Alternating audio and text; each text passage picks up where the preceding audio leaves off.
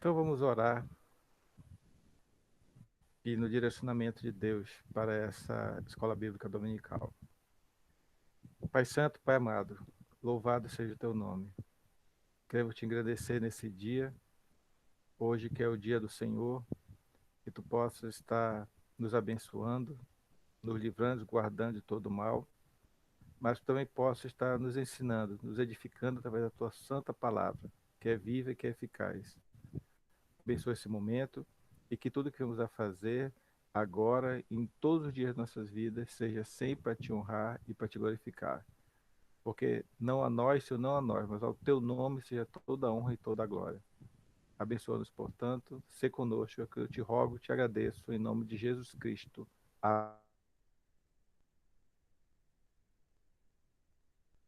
Amém.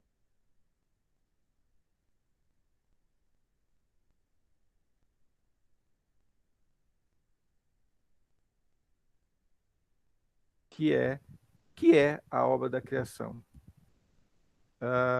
Então, é baseado no Catecismo Maior de Westminster, comentado, que eu tenho aqui o exemplar. É um livro muito interessante, muito bom. Ele é bastante didático, então eu recomendo, caso você queira se aprofundar no Catecismo Maior. Então, esse livro aqui é um dos que eu mais utilizo. Mas também é baseado também no comentário do Catecismo Maior de Westminster, da Igreja Presbiteriana de Aliança, lá em Limeira. Então, esses dois materiais são materiais muito bons. Inclusive, esse material da Igreja Presbiteriana da Aliança, em Limeira, está disponível.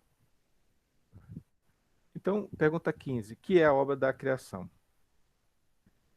Ela responde, quer dizer, o pessoal de Westminster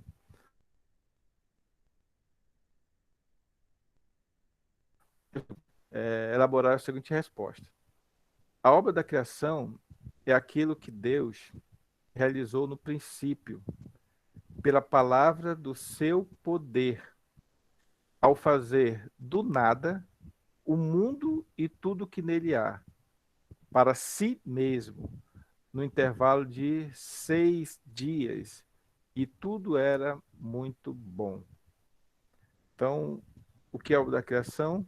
É aquilo que Deus realizou no princípio. Isso aqui é importante. No princípio. Através do quê? Da sua palavra, pela palavra do seu poder. E fez isso a partir do nada. Todas as coisas, o mundo e tudo que nele há, foi feito a partir do nada. Para quê? Para si mesmo. No intervalo de 6 dias, e tudo era muito bom. Então, eu vou ver algumas passagens bíblicas que dão base para essa resposta. A primeira, a primeira resposta, quer dizer, a primeira passagem bíblica é que fala exatamente da narrativa da obra da criação, que diz em Gênesis 1:1, no princípio criou Deus os céus e a terra. Veja que está sendo dito que no princípio, não disse quando, mas disse simplesmente que foi no princípio. Quando não existia nada, naquele princípio, criou Deus os céus e a terra. E para nós que somos crentes, isso é suficiente. Nós entendermos, né? Não preciso saber exatamente se foi há 6 bilhões de anos, se foi há 6 milhões de anos. Não preciso saber exatamente disso. Só preciso saber que foi no princípio. A outra passagem é que o universo criado foi criado do nada, certo? Aqui, ó, Hebreus 11:3 diz que o universo foi criado do nada. Então, o que diz Hebreus 11:3? Pela fé, entendemos que foi o universo formado pela palavra de Deus, de maneira que o visível veio a existir das coisas que não aparecem. Então, nessa passagem está sendo claro que o que é visível hoje veio a existir a partir das coisas que não aparecem, ou a partir das coisas que não existiam. Então, mas nós entendemos isso pela fé. Entendemos isso pela fé. Mas não somente isso. Deus criou todas as coisas para o seu próprio deleite. Em Apocalipse 4:11 veja o que nos diz. Tu és digno, Senhor e Deus nosso, de receber a glória, a honra e o poder, porque todas as coisas tu criaste. Sim, por causa da tua vontade vieram a existir e foram criadas. O que aqui está dizendo? Todas as coisas foram criadas por Deus. Deus criou todas as coisas. E ele fez isso para o seu próprio deleite, ou seja, para receber a glória, a honra e o poder. Ele fez tudo isso para, portanto, para o seu próprio deleite, para a sua própria honra, para a sua própria glória. Mas ele também criou isso, criou todas as coisas para o seu deleite. Tem uma segunda passagem aqui que diz que é Romanos 11:36, que diz: porque dele e por meio dele e para ele são todas as coisas. A ele, pois, a glória eternamente. Amém. Então, ele criou todas as coisas. Então, todas as coisas foram criadas por meio de Deus, para Deus. São todas as coisas. Então, todas as coisas foram criadas por meio dele e para ele. Portanto, a ele, pois, a glória eternamente. Amém.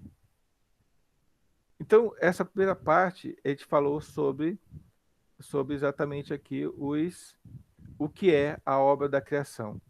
Onde a obra da criação é aquilo que Deus realizou no princípio, pela palavra do seu poder, ao fazer do nada o mundo e tudo que nele há, para si mesmo, no intervalo de 6 dias, e tudo era muito bom. Um rápido resumo sobre o que nós estudamos até agora. Primeiro aspecto com relação à criação para Deus. Então, a criação, ela não é para nós, a criação ela é para Deus. Por isso que aqui está escrito, e como vimos nas passagens bíblicas, Deus criou o universo para si mesmo. Ele, portanto, ele é o quem? O proprietário de todas as coisas. E todos os seres visíveis e invisíveis, as coisas materiais e as coisas espirituais. Não sei se vocês vão se recordar da pregação de domingo passado, onde foi falado que o diabo, os seus demônios, eles estão sob a jurisdição de Deus. Eles não fazem nada que não seja permissão de Deus. E eles estão, portanto, submissos sempre à vontade de Deus, porque eles são criaturas de Deus, como vamos ver na pergunta de número 17. Mas, então, na Terra, essa pequena unidade cósmica, a gente sabe que o cosmos é algo assim, muito grande, né? O planeta Terra é um planeta minúsculo em relação a todo, todo o universo. Então, nesse planeta minúsculo, Deus colocou o homem como seu mordomo. Então, o homem não é dono, ele é mordomo. Ele é uma pessoa que foi colocada por Deus para tomar conta de todas as coisas. Este está fazendo coisas boas e ruins. Eu estou falando aqui a questão da após a queda. Então, após a queda, faz coisas boas, mas também faz coisas ruins. O bem é seu dever. Então, o fazer o bem é dever de todo homem. Agora, sobre o mal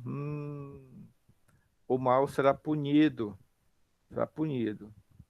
Mas não esqueçamos da redenção que há em Jesus Cristo, porque Jesus Cristo pagou pelo pecado de todos aqueles que fazem parte da sua igreja, a igreja de Cristo, a igreja invisível de Cristo. Não esqueçamos disso. Vai ser punido? Vai ser punido. Mas o meu pecado, imagine que o pecado de vocês já foi punido lá na cruz do Calvário. Então, esse é o primeiro aspecto. Criação, ela é para Deus. Nós somos simplesmente mordomos. O segundo aspecto é que o espaço foi de 6 dias. A Bíblia relata que Deus criou todas as coisas em 6 dias. Só que existe muita especulação com relação a isso. será que 6 dias é equivalente a 6 vezes 24 horas? Será que esses 6 dias não são muito mais do que isso? Tá. O que a literatura nos afirma, a literatura reformada nos afirma, é que os dias da criação são 6 etapas bem definidas e concluídas, só que pertencem à cronometria divina, não sendo, né, não sendo assim rigorosamente e literalmente idênticos aos nossos dias. Então, o nosso tempo nós mensuramos pelo movimento rotativo da Terra. O de Deus, não, porque o de Deus é ilimitado e imensurável. Então, você pode até acreditar que foram 6 dias e 24 horas. Só que você não pode limitar o dia de Deus exatamente à nossa limitação cronológica, né? Não podemos limitar, certo? E não esqueçamos também que um dia para Deus é como se fossem 1000 anos, e 1000 anos para Deus é como se fosse um dia. Então, é, é, há muita especulação com relação a esse espaço aí, que significa quanto tempo é esse dia. Na realidade, não temos como falar quanto tempo é esse dia, se, né, do ponto de vista cronológico, não temos como falar disso. O que eu posso afirmar para vocês é que a cronometria divina é diferente da minha cronometria, da nossa cronometria. E tudo foi criado muito bom. Importante nós definirmos aqui, porque também aqui há muita especulação. Então, o que a literatura reformada nos diz? Que o ruim não aparece na ordem criada. Então, quando Deus criou todas as coisas, ele não criou o mal, não criou a coisa ruim, certo? O bom, o útil e o benéfico são os alvos finais da criação. Portanto, todos os seres criados são essencialmente bons e produzem o bem geral. Entretanto, somente o homem, quando escravizado pelo pecado, pode tornar-se mal, sendo sua vida danosa à sociedade e à natureza. Tá. Ah, algumas pessoas podem fazer a seguinte pergunta: mas a Bíblia não diz que Deus criou o mal? Está lá em Isaías 45, de 6 a 7, que diz: para que saiba até ao nascente do sol e até ao poente, que além de mim não há outro. Eu sou o Senhor e não há outro. Versículo 7. Eu formo a luz e crio as trevas. Faço a paz e crio o mal. Eu, o Senhor, faço todas essas coisas. Então, o versículo 7 está dizendo que Deus faz a paz, mas também ele cria o mal. Aí fui recorrer ao pastor Leandro Lima. Leandro Lima tem uma exposição sobre esse versículo, onde ele diz que mal aqui não é pecado, não é isso. Deus não criou o pecado. Deus não criou o que é mal nesse sentido. Mal aqui significa calamidades. Então faço a paz e crio as calamidades. Então não é pecado, mas sim, por exemplo, terremotos, tsunamis, guerras, destruição. Isso sim Deus cria. Por exemplo, lembra de no povo de Israel, aliás, tinha sido já pregado, profetizado há anos, muitos anos antes, que Deus enviaria, que eles seriam cativos, né, primeiro do rei Ciro e depois de Nabucodonosor. Então, isso aí já tinha sido profetizado inclusive antes. Então, o povo foi invadido por esses povos aí, ok? Então, só para a gente entender dessa questão do mal. Pronto. Vamos agora para a pergunta de número 16, que é como foi que Deus criou os anjos? Então, talvez algumas pessoas estejam muito querendo saber se existe ou não o anjo da guarda e tal. Vamos estudar antes o que significa e como é que foi que Deus criou efetivamente os anjos.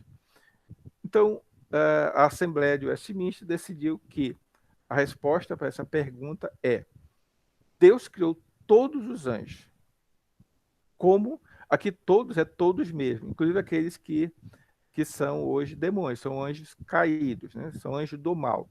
Deus criou todos os anjos como espíritos, então eles não têm corpos. Eles são imortais, portanto, né? Não tem como morrer, são imortais. Quando criou, eles eram santos, poderosos, excelentes em conhecimento. Para quê? Para executarem os seus mandamentos. De quem? De Deus. Para executar os mandamentos de Deus e louvarem o seu nome. Vírgula. Todavia, sujeitos à mudança.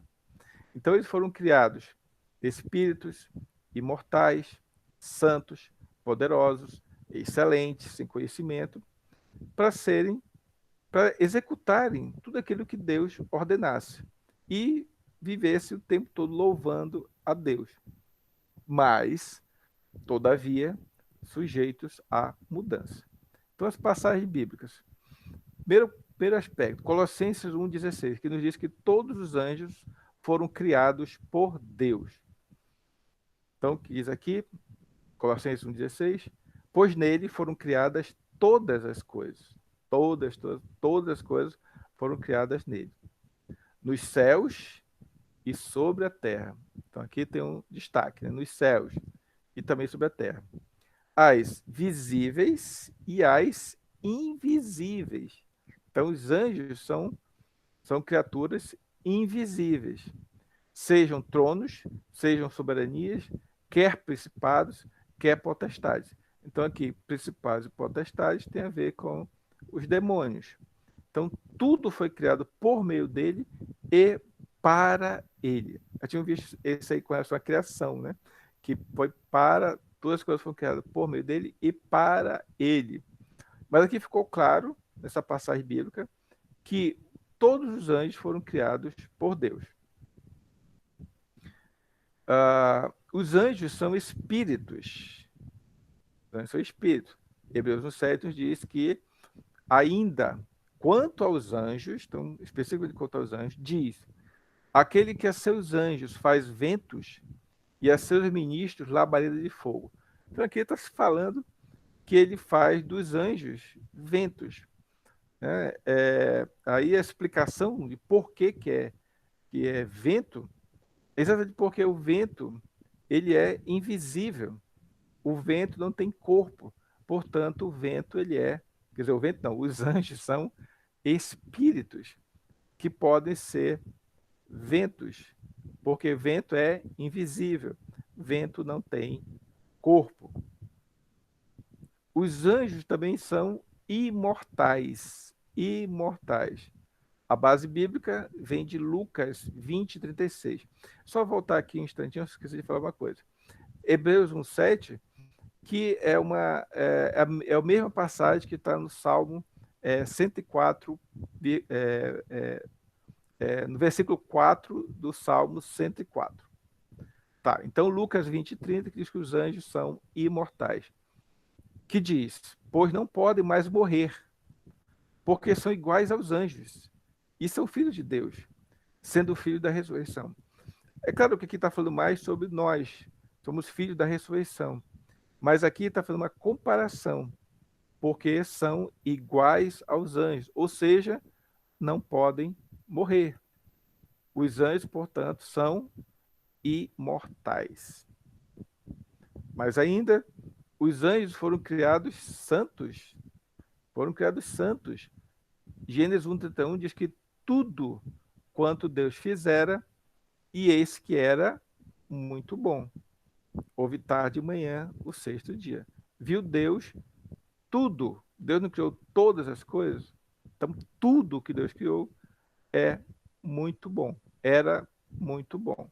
Então, os anjos, na criação, foram criados santos. O conhecimento dos anjos. Mateus 24:36 nos fala a respeito, nos diz o seguinte: mas a respeito daquele dia e hora, ninguém sabe, nem os anjos dos céus, nem o Filho, senão o Pai. A gente sabe que os anjos têm conhecimentos, eles conhecem bastante. Mas, nessa passagem bíblica, o que está sendo colocado aqui em destaque é que mesmo os anjos tendo um conhecimento muito grande de todas as coisas, mas a respeito da hora, né, a hora da segunda vinda de Cristo, ninguém sabe.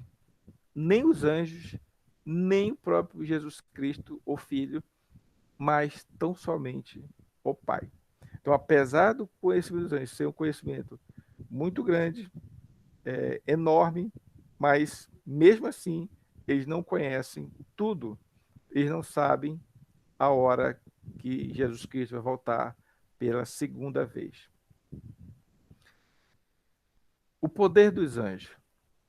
O poder dos anjos está aqui em 2 Tessalonicenses 1,7, que diz: E a vós outros que sois atribulados, alívio juntamente conosco, quando do céu se manifestar o Senhor Jesus, com os anjos do seu poder. Então, aqui está dando uma ideia de que os anjos ele têm poder. Os anjos são poderosos. Tanto é que na nova versão, na Bíblia, nova versão transformadora, ela traduz essa, essa parte como virá com os seus anjos poderosos. Então, está dando uma ideia melhor essa nova versão transformadora. A Bíblia é nova versão transformadora, onde ela diz com os anjos no seu poder, mas aqui na versão transformadora ela diz virá com os seus anjos poderosos. Porque realmente os anjos, eles têm poder. Obviamente não se compara ao poder de Deus, não tem como comparar, mas são poderosos. Por isso que a gente afirmou na pregação do domingo passado que os demônios, eles têm poder, eles são poderosos, muito mais do que nós, homens, mas Deus é infinitamente mais poderoso do que eles. Então isso é uma forma de termos de dar um grande regozijo para cada um de nós, né? Saber que nós servimos a um Deus que é todo poderoso. Os anjos foram criados para obedecer a Deus. Salmo 103, 20 nos diz: Bendizei ao Senhor todos os seus anjos, valorosos em poder. Ó, mais uma passagem que fala do poder dos anjos, valorosos em poder, que executais as suas ordens e lhe obedeceis a palavra. Então, todos os anjos, todos os seus anjos, bendizem ao Senhor. Eles que são valorosos em poder e que executam as ordens de Deus e lhe obedecem à palavra. Então, os anjos não têm poder de decisão, não têm decisão própria. Eles simplesmente obedecem à palavra de Deus. E qual é a função dos anjos? Hebreus 1, 3 a 14 nos diz: Ora, a qual dos anjos jamais disse: Assenta-te à minha direita, até que eu ponha os teus inimigos por estrado dos teus pés? Não são todos eles espíritos ministradores, enviados para serviço a favor dos que hão de herdar a salvação? Então, os anjos, meus irmãos, eles são espíritos ministradores, eles são servos, porque eles são enviados para serviço. E estão, é claro, sempre dependendo de Deus, mas eles estão a serviço de quem? De nós. Quem é que vai herdar a salvação? Nós, os crentes, nós, os eleitos de Deus. Então, os anjos, eles estão para atuar a nosso serviço, ao serviço daqueles que são crentes. Mas, importante dizer, quem decide o que vai ser feito não sou eu, não são vocês. Eu não posso orar, pedir, por exemplo, intercessão do anjo. Eu não posso fazer isso. Não devo fazer isso, porque isso não é, isso seja anátema porque não podemos fazer isso. Só temos um único Deus, já estudamos nas últimas vezes, né? Temos um único Deus. A Ele, pois, a honra e a glória eternamente. Não existe essa de adorar anjo. Não, não existe isso.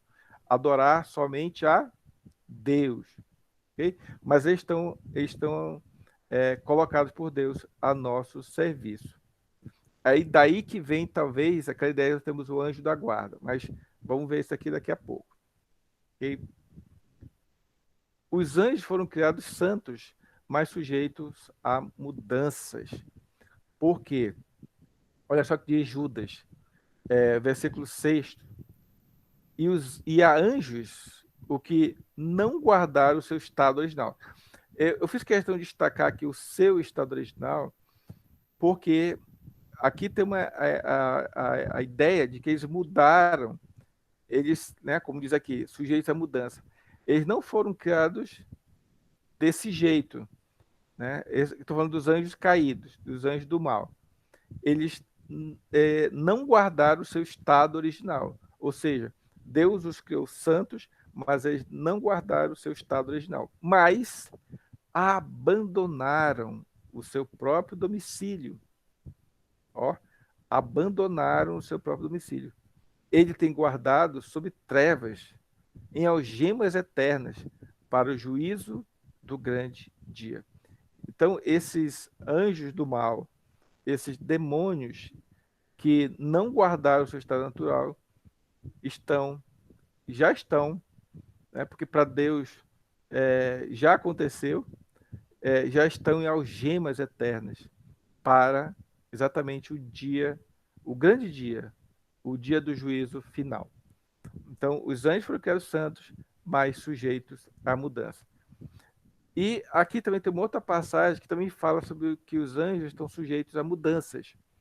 2 Pedro 2,4 nos diz: ora, se Deus não poupou anjos quando pecaram, antes precipitando-os no inferno, os entregou ao abismo de trevas, reservando-os para juízo. Muito parecido com a passagem anterior de Judas 6, mas aqui uma outra visão que talvez deixou mais claro exatamente a ideia de que os anjos estão sujeitos à mudança e que vão pagar, né, pagar por isso. Então, mais uma vez, ora, se Deus não poupou anjos quando pecaram, então aqui a ideia de que alguns anjos pecaram, antes precipitando-os no inferno, os entregou ao abismo de trevas, reservando-os para juízo. Então, vou fazer um resumo aqui sobre essa parte, essa segunda pergunta. Então, pelo aspecto que os anjos são seres criados. Portanto, é muito importante saber que os anjos são seres criados. Por quê? Porque se eles são seres criados, eles são todos inferiores ao Criador e a ele submissos. Isso aqui é muito importante, sabermos que todos os anjos, seja o anjo do bem ou anjo do mal, eles são inferiores ao Criador e são submissos também ao Criador. Todos, originalmente, à semelhança do homem, foram formados sem pecado, mas, diferentemente de nós, foram feitos imortais, incorpóreos e assexuados. Então, interessante, o fato de nós morrermos, nós sermos pessoas mortais, é muito importante para nós, porque morremos e quando Cristo vier pela segunda vez, vamos ser ressurretos pelo poder de Deus, já com o corpo glorificado, certo? Então, por isso que é importante nós sermos mortais, porque se nós fôssemos imortais, nós seríamos semelhantes aos demônios. Por isso que é importante nós sermos mortais. Quer dizer, mas embora, vamos ver daqui a pouco, né? Quando Deus nos criou, Ele nos criou imortais. O fato de homem ter comido o fruto do conhecimento do bem e do mal é que fez com que eles tornassem mortais. Porque Deus falou, no dia que dele comerdes, certamente morrerás. Então, por isso que nós tornamos mortais. Mas isso aí vai ficar para a pergunta seguinte, ok? Só para dar uma ideia para vocês que todos os anjos são imortais. Seja o anjo do bem, seja o anjo do mal. E graças a Deus nós podemos morrer. Porque se nós não pudéssemos morrer, nós seremos semelhantes aos demônios. Então eles não têm corpos e também eles são assexuados. Quais são anjos caídos? Antes da queda de Adão e Eva, houve uma queda nos céus. Né? Judas 6, que nós acabamos de ver, e 2 Pedro 2,4, que acabamos de ver também, já nos fala que anjos caíram, anjos pecaram, né? Que foi a origem dos anjos maus liderados por Satanás, que são opositores contumazes de Deus, de seu povo e de sua obra. Tais anjos do mal estão sob controle de Deus e já estão condenados ao suplício eterno. Ou seja, para os anjos caídos não há redenção. Não existe redenção para eles. Uma vez caído, né, caído para sempre. Não há nenhum tipo de redenção. Missão dos anjos. A palavra anjo significa mensageiro, ou enviado, ou comissionado, ou ministro, ou portador de mensagem específica e determinada. Por isso é que eu falei que o anjo, ele não fala de si mesmo, ele não toma decisões por ele mesmo, ele não produz a mensagem. Ele é um tipo de embaixador do rei, que simplesmente comunica e executa com fidelidade as ordenanças divinas. Aí vem que interessante. A reforma rejeitou com veemência a doutrina do anjo da guarda, e as igrejas históricas mantêm a rejeição. Então, existe anjo da guarda? Não, não existe. O que existe é uma milícia, né?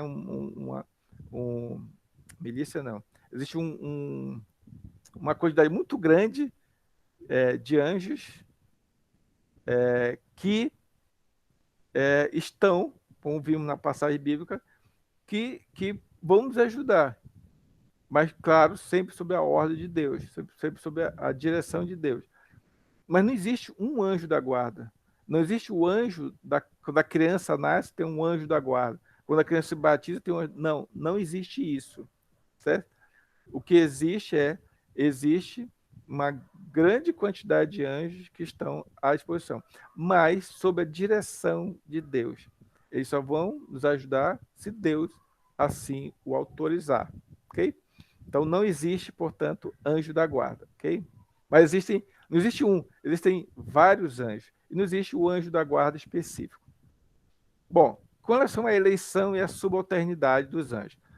Subalternidade é subalterno mesmo, é aquela questão da pessoa ser inferior mesmo. Paulo fala de anjos eleitos, né? Então por isso que aqui tem a questão da eleição. Então, anjos eleitos, está em 1 Timóteo 5,21, e permitindo-nos concluir que os caídos estão reprovados.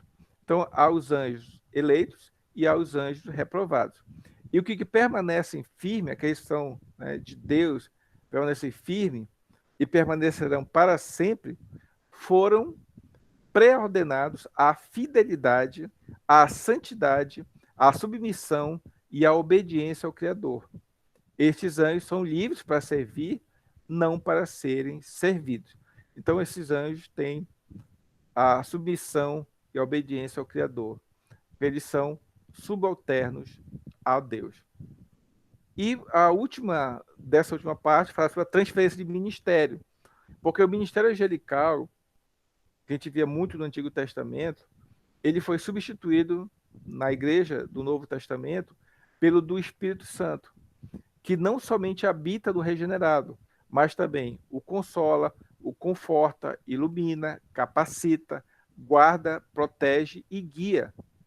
Aí, vamos lá, aquela questão do anjo da guarda, né? Quando se diz que o anjo do Senhor acampa-se ao redor dos que o temem e os livra, Salmo 34, 7, os reformados leem da seguinte forma: entenda-se, o Senhor está presente com os seus servos e os guarda. O Senhor está presente com os seus anjos e os guarda. Então, por isso que o anjo do Senhor acampa-se ao redor dos que o temem, o anjo É o Senhor com os seus anjos ou com os seus servos. Esse é o entendimento, né? Porque Deus está presente em todos os lugares ao mesmo tempo. E os anjos não. Tá? Então, isso aqui é importante nós entendermos. A pergunta número 17 é: como foi que Deus criou o homem?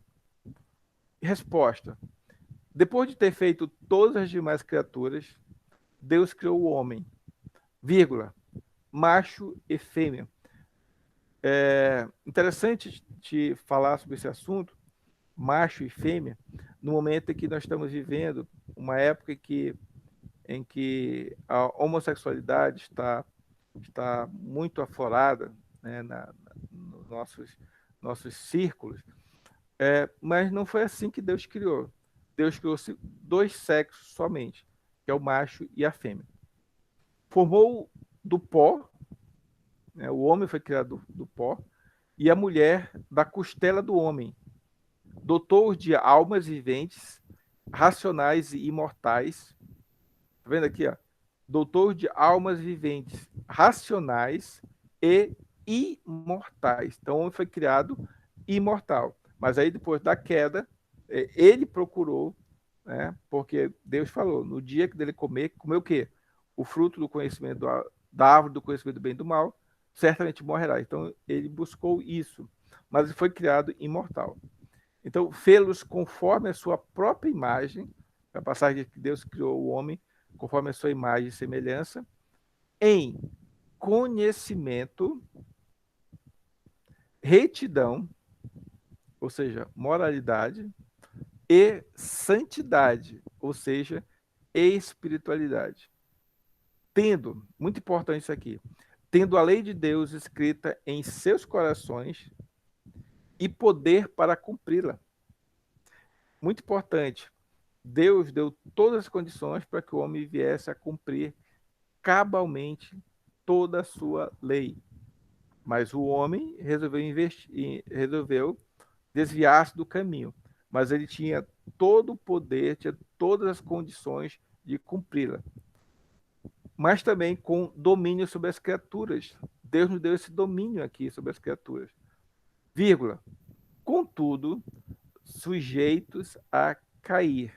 E como nós sabemos, o homem caiu. Então, vamos ver as passagens bíblicas que nos dão base para essa resposta. Primeiro, a raça humana foi criada como macho e fêmea. Criou Deus, pois, o homem à sua imagem, a imagem de Deus o criou. Homem e mulher os criou.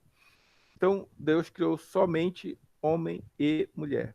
Não criou um terceiro, não criou um quarto, não criou um quinto sexo. Criou somente homem e mulher. Fazer um parêntese aqui. É claro que a gente rejeita, quer dizer, a Bíblia rejeita a homossexualidade. E ela é bastante clara com relação a isso, principalmente em Romanos capítulo 1.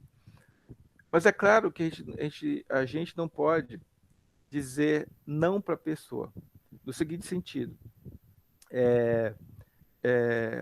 Existem várias pessoas que são homossexuais que fazem parte do nosso convívio. Eu não posso ter nenhum tipo de preconceito com relação a essas pessoas. Não posso ter.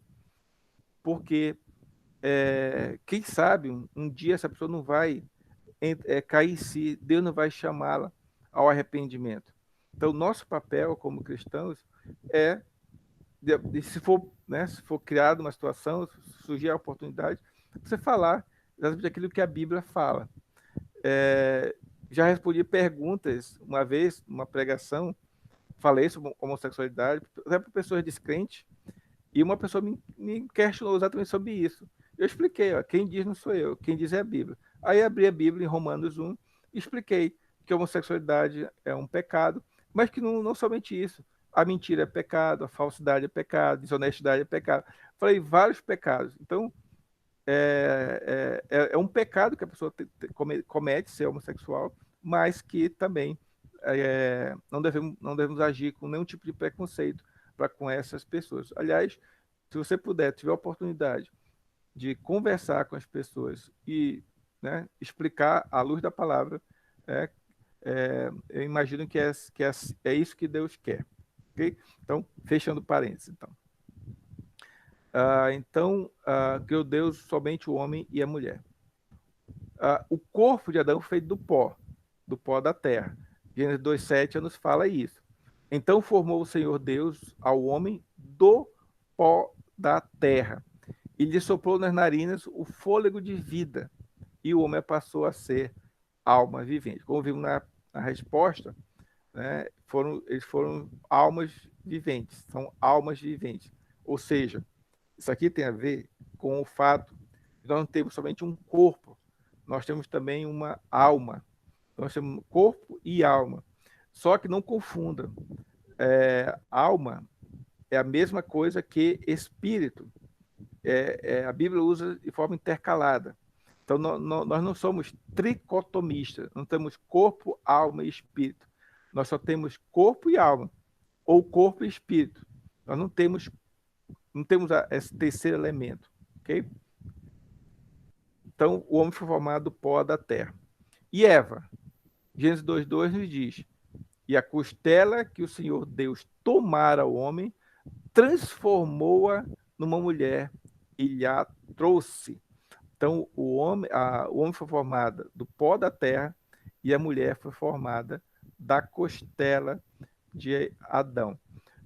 Uma vez eu estava no médico e aí eu perguntei dele assim, como é que era exatamente essa questão da costela, se faltava meio um pedaço. Ele falou, realmente, é verdade. Não faz muito sentido a última costela, porque ela para no meio do caminho, não tem continuidade, digamos assim. E aí foi quando ele perguntou, mas você é crente? Eu falei, sou, assim. Até por causa da passagem bíblica, né? Sim, exatamente isso. Realmente, não tem. Ela para, assim, no meio do caminho. Então, foi da costela que Deus tirou do homem, que ele construiu, que transformou, né, numa mulher. A raça humana foi criada como alma vivente. Né? Então, aquela mesma passagem, Gênesis 2,7, só que agora o destaque é exatamente que o homem passou a ser alma vivente, ou seja, o homem é composto pelo corpo e pelo espírito, ou pela alma. Quando o homem morre, a alma vai para o céu, ou o espírito vai para o céu, e o corpo vai para o túmulo. Por quê? No dia da segunda volta de Cristo, vai haver uma união do espírito, que está lá com Deus, lá nos céus, e do corpo. Só que esse corpo não vai ser igual a esse corpo, vai ser um corpo glorificado, certo? E a raça humana foi criada da imagem e semelhança de Deus. Gênesis 1,27 diz que criou Deus, pois o homem, à sua imagem, a imagem de Deus o criou. Homem e mulher os criou. Quando ele diz aqui o homem, criou, pois o homem, não quer dizer o homem, quer dizer aqui o ser humano, né? Então, aqui é homem e mulher. Então, até que aqui do final ele diz, homem e mulher os criou. Mas criou como? A imagem de Deus. Isso aqui é muito importante. E a imagem de Deus inclui o quê? Inclui a sabedoria. O homem foi criado sábio. Colossenses 3,10 nos diz, e vos revestiste do novo homem. Aqui interessante é que é o novo homem, que é a pessoa que nasceu de novo, hein? O Espírito Santo já regenerou a pessoa, que se refaz para o pleno conhecimento segundo a imagem daquele que o criou. Então, esse pleno conhecimento está relacionado com a imagem de Deus. Tá? Mas aqui o foco é nas pessoas que nasceram de novo, pessoas que foram regeneradas pelo Espírito Santo. A imagem dele também inclui justiça e santidade. Efésios 4,24 nos diz, e vos revistais do novo homem, criado segundo Deus, em justiça e retidão, procedente da verdade. Então, justiça e retidão ou santidade tem a ver com a criação segundo Deus.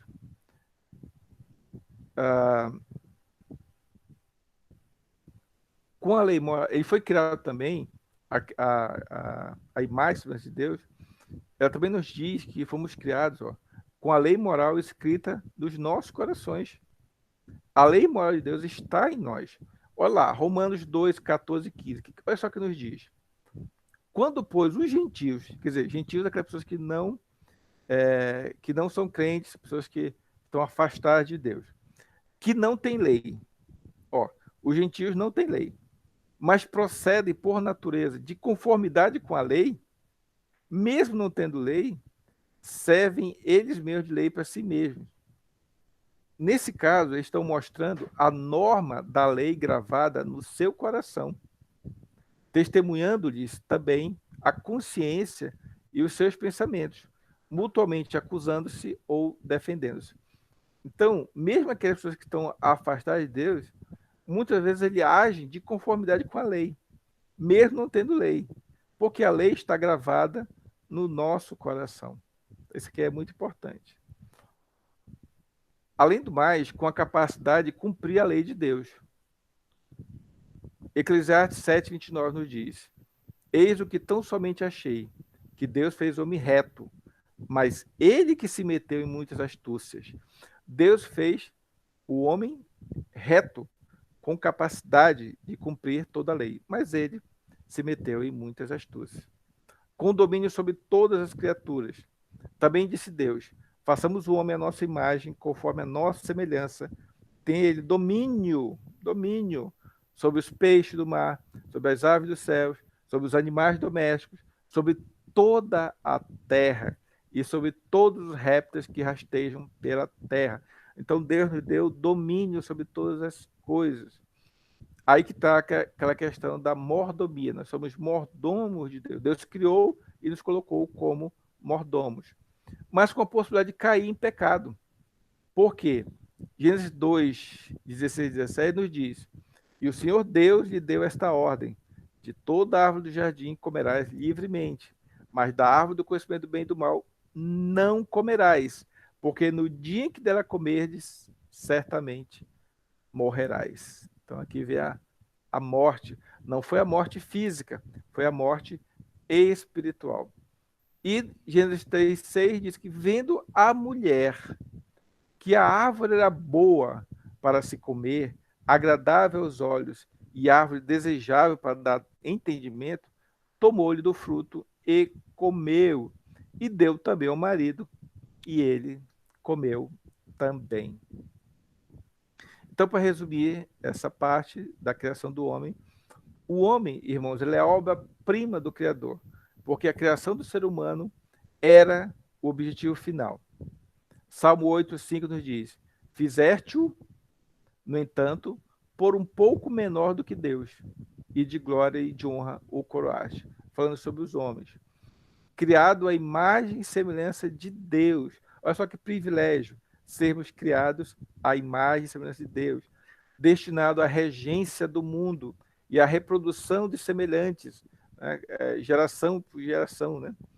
Quis o Criador estabelecer com o homem relação pactual firmada na fidelidade. Essa relação pactual é a que acabamos de ler aqui em Gênesis 2, 16 e 17. Fez esse pacto. Esse pacto exigia fidelidade, exigia também obediência, mas o homem acabou caindo. Segundo aspecto, o homem aqui, o ser humano, né, significa macho e fêmea. Mesmo porque, se hoje você vê conflitos entre homem e mulher, entre marido e esposa, isso tudo são resultados da perversão que veio do pecado. Os dois seres eram originalmente complementares. Originalmente complementares. O homem e a mulher foram criados para serem um no casamento, né?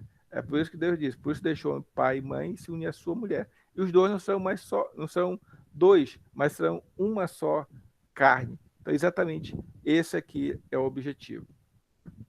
O homem também é um ser inteligente. O homem vem ao mundo com imenso potencial para aprender, para criar, para produzir, para progredir, tudo isso de forma racional. E temos visto isso, que muita gente, a tecnologia tem avançado muito. O problema todo é quando as pessoas usam essa inteligência para se afastar de Deus. Então, esse é o grande problema. Eu quero usar minha inteligência para me aproximar cada vez mais de Deus, produzir coisas, mas que venham a glorificar o nome de Deus. O homem também é um ser espiritual, irmãos. Os animais são seres biofísicos. Ops. São seres biofísicos. O homem, além de ser biofísico, além de ser racional, ele penetra o metafísico, porque ele tem inteligência, ele gosta de questionar as coisas, ele se capacita através da espiritualidade, por meio do Espírito, aquele sopro de Deus, né, que soprou sobre nós, aquele sopro do Espírito. Então, tudo isso existe em nós. Nós somos diferentes dos animais. Aliás, vale a pena mencionar aqui que as escolas ensinam que o homem é um animal racional. E tem os animais irracionais e o homem é um animal racional. Isso aqui não tem base bíblica. O homem não é um animal. Aliás, o homem ele é imagem e semelhança de Deus. Ele não é um animal. Ok? Que fique bem claro. Ele é capaz de dialogar e interagir com os semelhantes, mas também está equipado, está completamente habilitado para receber dons espirituais extraordinários. Ele é habilitado para ter fé, para crer em Deus e entrar em comunhão com Ele. Então, essa é a diferença entre nós e os animais. Por fim, eu tenho um questionário. Está aqui nas perguntas. Aliás, pergunta 17, não. Esse questionário são as perguntas 15, 16 e 17. Ok? Está lá já. Eu vou passar no grupo e para aquelas pessoas que eu tenho contato. São 3 perguntinhas simples para cada uma das perguntas, só para ver como é que está o nosso entendimento. Ok? Deixa eu voltar. Tá, não tem nenhuma pergunta aqui no chat. Gostaria de saber se há alguma pergunta, algum questionamento. Temos, Levi está aí, temos Josué também, temos várias pessoas que podem responder. Alguém tem alguma dúvida?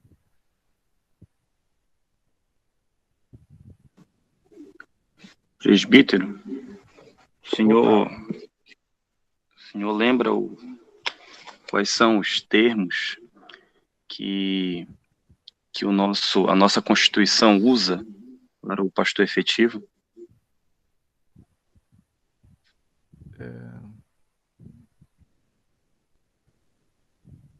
Presbítero, bispo. Artigo 30, estava lembrando, eu até usei uma vez antes do pastor Cristiano pregar. Bispo, pastor, ministro, presbítero ou ancião, anjo da igreja, embaixador, evangelista, pregador, doutor, despenseiro dos mistérios de Deus. São todos graus diferentes que são dados aos nossos pastores na nossa denominação. Agora eu lembrei do anjo da igreja, tema aí da nossa pergunta do meio. Isso. Uhum. Eu já tinha ouvido exatamente isso também. Ele é considerado o anjo da igreja também. Mas é claro que, com a ressalva, né? Que anjo, Com suas devidas proporções. anjo é espírito, né? Então o pastor não é. Então tem que fazer as devidas considerações aí. Interessante, né? Muito interessante. E obrigado por lembrar. É um termo que a gente não usa, né? A gente não usa muito. A gente não usa muito. Da próxima vez eu vou chamar o anjo da igreja para pregar. Alguém mais tem alguma outra pergunta, irmãos? Eu sei que talvez vocês estejam tímidos, mas se quiser perguntar, então podemos perguntar uma outra oportunidade se ficou alguma dúvida. Aliás, quando não há nenhuma pergunta, duas coisas podem ter acontecido. Ou a exposição foi boa, então não restou nenhuma dúvida para ninguém, ou a exposição foi tão complicada que não tem nem como se ter dúvida. Então, há essas duas possibilidades. Vamos acreditar na primeira. Tá, o Anderson está fazendo uma pergunta aqui no chat. Existe uma classificação entre anjos, como querubins, serafins, etc. Tá? Cara, não é o anjo, é a Helena. Existe. Existe sim. Existe uma questão uma hierarquia, né? Uma hierarquia entre os, entre os anjos. É verdade, existe. A gente não tratou disso aqui, mas é verdade. Existe uma hierarquia. Tanto é que Satanás, ele era, né, era o topo. Ele era o anjo que era responsável pelo louvor a Deus. Então ele estava no topo da hierarquia. Eu não lembro se ele era um. Eu realmente não vou lembrar agora. Se alguém puder me ajudar, qual era a classificação de Satanás?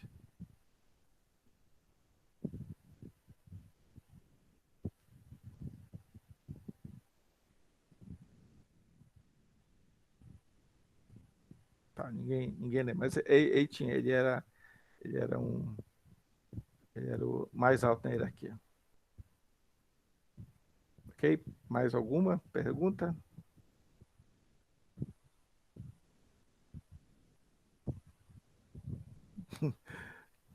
Boa pergunta. Eu vou ter que consultar aí os universitários. Vou ter que verificar qual é a base bíblica. Tem passagem que chama, né? Na verdade, se você, o Alan também vai responder daqui a pouco, mas tem passagem que nos chama de deuses, né? Vós não sois deuses, então nos chama de deuses com D minúsculo também. Mas diga lá, Alan, tens algo a falar? Tem um slide aí que o senhor colocou que explica que o anjo, na definição da palavra, ele era ministro, ele levava a palavra tão somente. E assim o pastor, ele também é aquele que traz a palavra de Deus e tem que trazer de maneira fidedigna, somente trazer a palavra. Dentro desse conceito de ministro, anjo é um ministro, anjo é o mensageiro, o pastor também é chamado anjo da igreja, aquele que leva a palavra, aquele que traz a mensagem. É nesse contexto. Ok. Tá certo. É só importante tomar alguns cuidados, né? Cuidados com essas terminologias aí. Mas realmente, o pastor tem essa finalidade. Aquele pastor que é fiel, né? Ele cumpre esse mandato como se fosse um anjo. Nesse sentido. Ok.